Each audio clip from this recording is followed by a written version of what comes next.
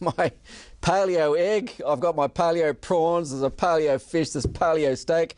Everything good seems to be paleo these days, but what is it really about, Sue?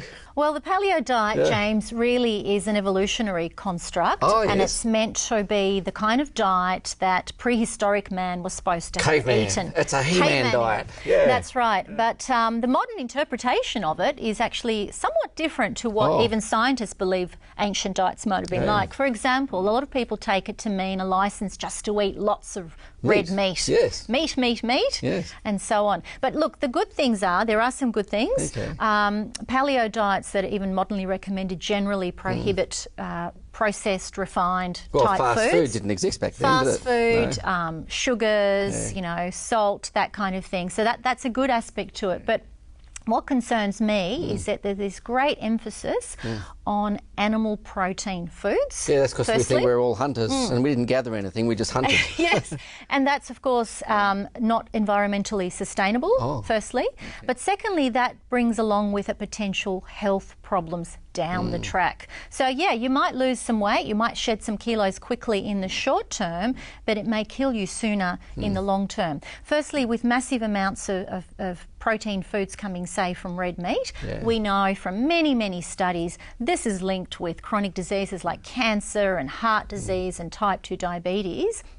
But the other thing is, in the paleo diet, they're excluding wholesome foods like legumes and whole grains. Okay. Now, if you exclude these guys, what happens is that you are going to totally change your gut flora. The microbes that reside in your gut. And we know that is absolutely pivotal in terms of your immune system. And what if we say about ancient man? We know that ancient man and women, they ate not just meat, but lots of plants. Well, and not even the meat that's available today. I mean, I don't see any mammoth steaks lying around, do you? No. You know, or snail stews for that matter. They're probably pretty lean. They weren't marbled and housed in a domestic. Yeah, scientists also say ancient man probably ate all kinds of birds and reptiles and insects.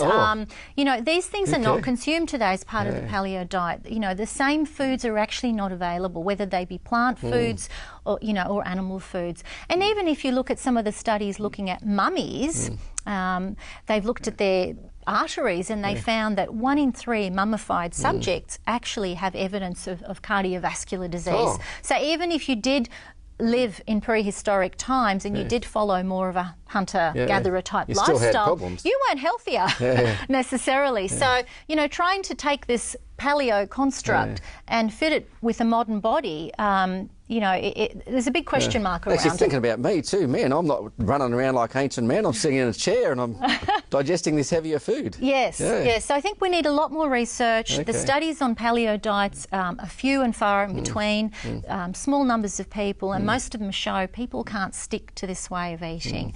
You know, but the bottom line is, don't take it as a license just to go to town with animal products.